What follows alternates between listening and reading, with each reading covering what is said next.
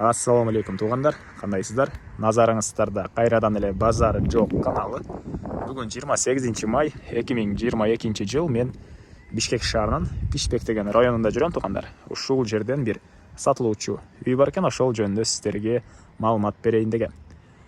Биринчи болуп сиздерге баруу жолун түшүндүрөйүн. Мен турган жер Ушихина жана Бухарский переулоктун кесилишинде турам туғандар.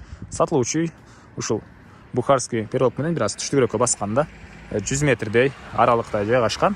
Дареги Бухарский переулок 11 туғандар. Анан район жөнүндө айтсак, бир аз түндүгүрөктө 1 километр 700 метр аралыкта Дордой Моторс жайгашып тур туғандар. Азыр картанан көрдүм. Анан 750 метрдей эле түштүктү карай бассаңыздар, Гагарина көчөсүнүн өйдө тарабы ак өргө, анан батышты карай басып кетсеңиздер, сиздер ак ордо конушуна бара аласыздар. Бираздан кийин анан чыгышты карай бассаңыздар, рабочий городоктон кийин Баткен базары, андан ары келсеңиздер Ош базары, андан ары кете бересиздер тугандар. Кыскасы сиздерге райондун деле жайгашкан жерин түшүндүргөнгө аракет кылдым. Бул жакта Coca-Cola заводу бар тугандар. Ошол келип жатып Coca-Cola заводуна аренда алсаңыздар болот. Жана ошондой эле Ош базары тараптан бул жака 215 маршрутта келет, жана башка көптөгөн маршруткалар ушул Ушихина көчөсүнөн өтөт. Колдон келишинче маалыматты бердик да тугандар. Биз сатылуучуга карай жол алдык. Сиздер лайктан басып, өз оюңуздарды комментарийге жазып туруңуздар тугандар. Мынакей тугандар, келе жолун түшүндүргөнчө бүгүнкү чыгарышта сатылуучу үйгө да жетип келип калдым. Бул мына сатылуучу үйдүн көчө тараптан көрүнүшү.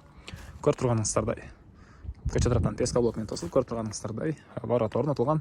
Ушихина көчөсүнөн сиздер түштүктү карай 160 метр басат экенсиздер. Аралык 160 метр. Азыр эле Яндекс картанан көрдүм.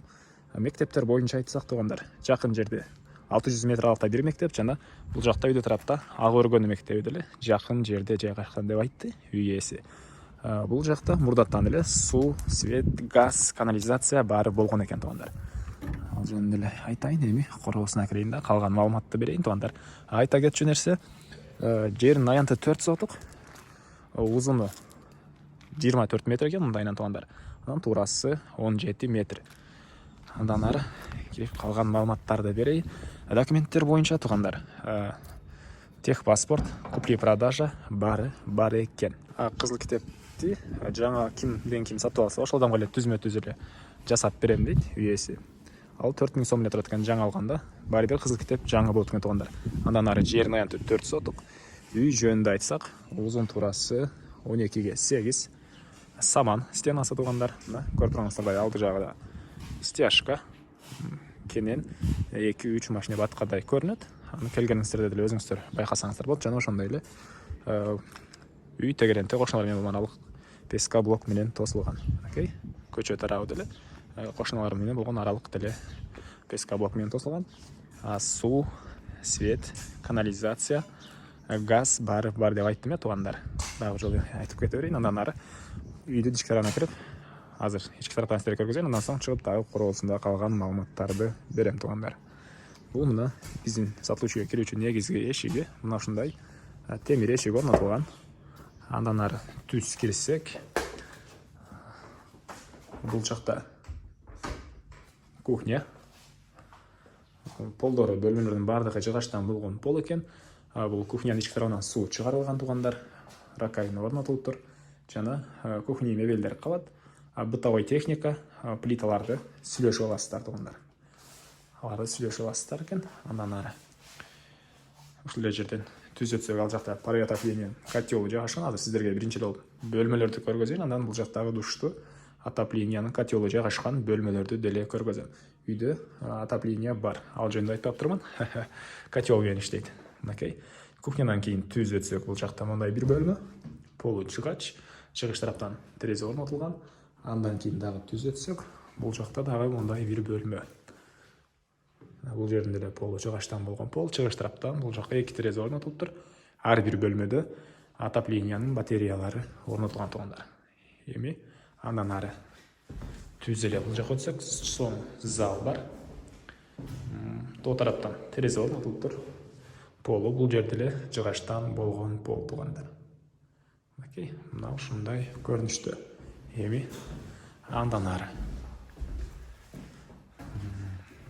ушул жерден сол тарапка кайрылсак, бул жакта дагы бир мындай детский бөлмө окшойт. Менин оюмча үй ээлери бул жерде 1 жылдан бері иелері бұл жақта жашауына байланышты біраз алды тараптары чөп басып кетті туғандар. Окей, мынау ушундай көрүнүштө. Эми бул кухняга чыгып, сол тарапка кайрылсак, бул жакта душ жана үйдүн ички тарабында туалет жайгашкан тугандар. Окей. Душевая кабина, суу арестон менен жылып, ички тарабына акайын орнотулуп, суу чыгарылыптыр тугандар. Полдору, кафель, дуалдары шпаклевка экен тугандар. Мына ушундай көрүнүштө. Андан ары ушул жерден түзөтсөк, бул жакта отоплениянын котелы жайгашкан бөлмө экен. Котел көмүр менен, газ менен, анан электр энергиясы менен деле иштейт. Үчөөсү менен деле иштетсеңиздер болот тугандар. Мына ушундай көрүнүштө. Эми мен короосуна чыгайын дагы калган маалыматтарды берейин тугандар.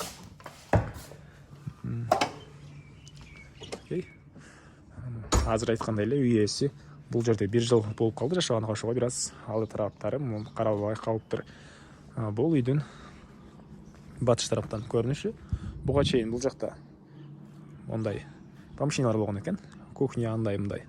Бирок үй ээси бузуп, бул жака өзүнчө дагы бир чоңураак үй салам деген планы болгон экен, бирок себептерден улам азыркы учурда сатып аткан учуру жана ошол помещениялардын эң акыркы бир аз жери калыптыр. Бул жери азыр складтын ролун аткарат тугандар.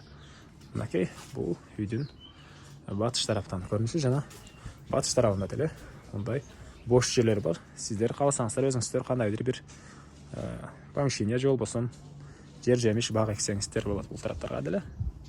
Азыркы учурда төрүндө слива багы бар экен. Мына ушундай көрүнүштө тугандар. Андан ары үйдүн чыгыш тарабынан сиздерге калган маалыматтарды берейин. Үйдүн ички тарабынан деле, үйдүн тышкы тарабынан деле суу чыгарылган тугандар.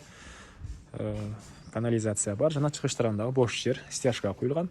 Анан төрүндө үйдүн тышкы тарабындагы туалет деле бар экен. Ал песка блок менен болгон тугандар.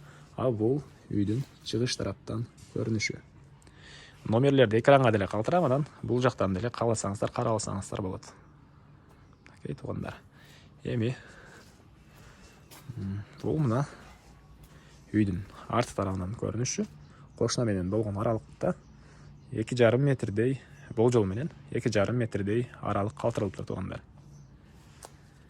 Мынакей, мына ушундай көрүнүштө. Эмне маалымат калды тугандар? Бардык эле маалыматтарды бердим окшойт. Бул үйдүн баасыны $35,000 деп атышат. Анан базар жоп каналынан көрүп чалатам десеңиздер, бир аз скидка болот дейт тугандар. Бирок анча деле көп скидка кыла албайм дейт. Звонок кылып сүйлөшүп көрүңүздөр, сүйлөшүүлөр болот тугандар. Бир аз скидка болот базар жоп каналынан деп чалсаңыздар. Негизги маалыматтарды дагы бир жолу эскерте кетейин. Жердин аянты 4 соток. Мектептер жакын жерде бар.